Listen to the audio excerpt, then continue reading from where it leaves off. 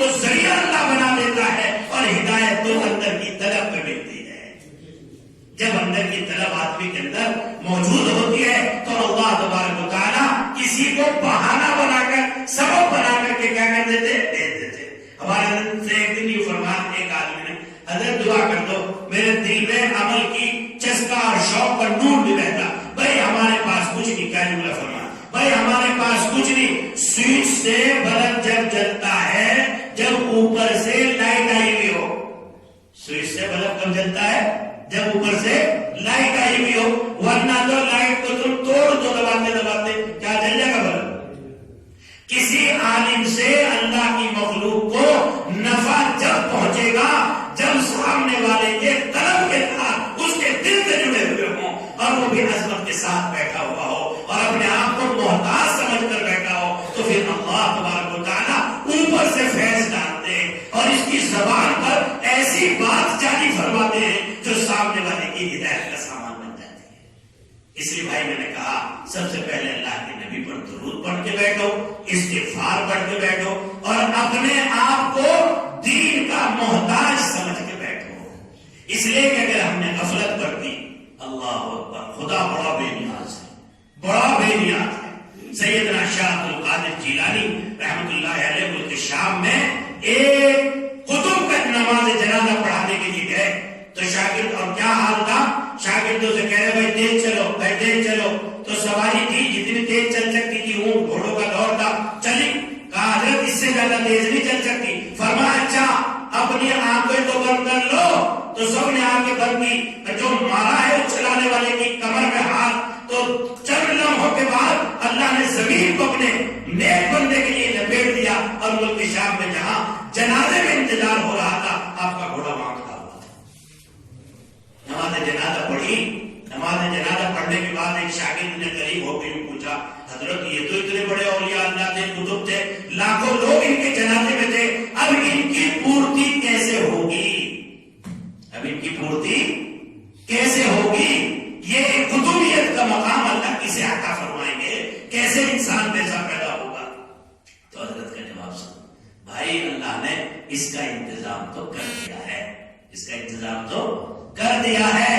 میرے دل میں الہام ہوا ہے کہ یہ سامنے جو چرچ ہے جس میں ایک بندہ ان کا جو بشپ ہے, پادری ہے, وہ بیٹھا ہوا ہے اور 70 سال سے 3 خداؤں کی دعوت دے رہا ہے. کتنے خداؤں کی؟ 3 خداؤں کی. یسوع مسیح, جبریل اور اللہ. عیسائیوں کا عقیدہ ہے تینوں مل کر کیا چلاتے ہیں, کائنات کا نظام چلاتے ہیں.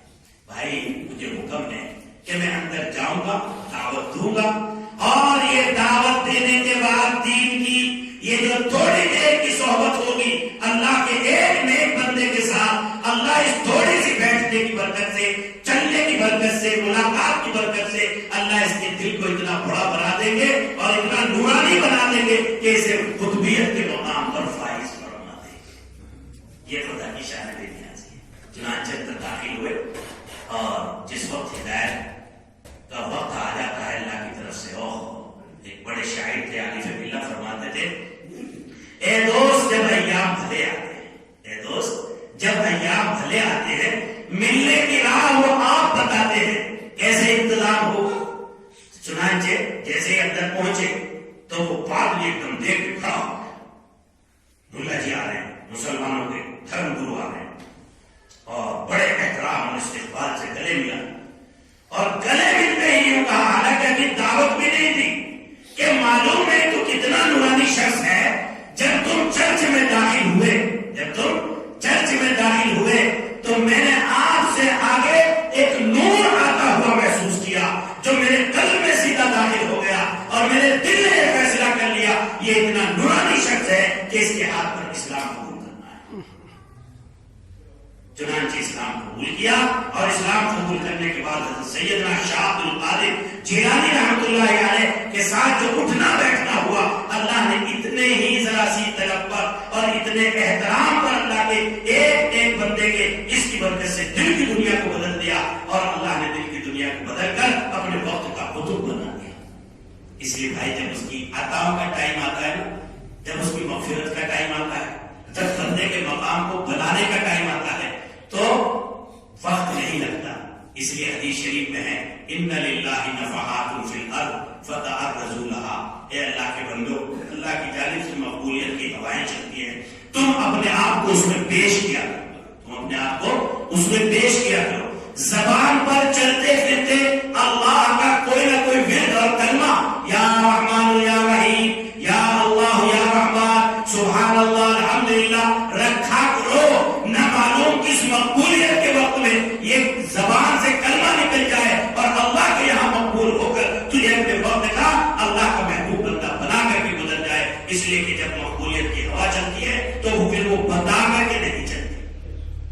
ایک شرابی نوجوان پڑا ہوا ہے، سیدنا ابراہیم بلخی، جنہوں نے سلطنت بلخ چھوڑ کر فقیری اختیار کی تھی، جنگلوں میں پڑے رہتے تھے، اللہ اللہ اللہ، ہر وقت خدا کے نام میں ایسے مگن تھے، پیشاب کرتے وقت بیٹھتے وقت زبان کو ہاتھ میں پکڑ کے بیٹھتے تھے، ایسے عادی ہو گیا۔ اللہ دیکھا کہ ایک نوجوان پڑا ہوا ہے، شراب پی رکھی ہے، بس جھگوڑ نکل رہے منہ سے، تو حضرت سیدنا ابراہیم نے سوچا کہ ایسا بھی ہے تو میرے اللہ کا بندہ ہے، تو میرے اللہ کا بندہ، گناہ میرا تو نہیں کر رہا ہے، گناہ تو کس کا کر رہا ہے؟ اللہ کا کر رہا ہے، لیکن ہے میرے رب کا بندہ، مجھے تو اپنے بندے، اپنے رب کا بندہ ہونے کی حیثیت سے محبت کرنی ہے، احترام کرنا ہے۔ چنانچہ آپ نے پانی لیا، آہستہ آہستہ اس کے منہ کو دھویا، جیسے ہی اس کے منہ کو دھویا تو منہ کو دھو کر کے اللہ اکبر، جب اس کی آنکھ کھلی اور اس نے دیکھا کہ اتنا بڑا اپنے وقت کا ولی ہے اور میرے منہ کو دھو رہا ہے، تو اس نے کہا حضرت میرے لیے دعا فرمائی۔ حضرت نے دعا فرمائی اور کہا میں تو یہ سوچتا تھا کہ اللہ کے ولی گنہگاروں سے نفرت کرتے ہوں گے، آپ نے فرمایا گنہگاروں سے نفرت نہیں کرتے، گناہ سے نفرت کرتے ہیں۔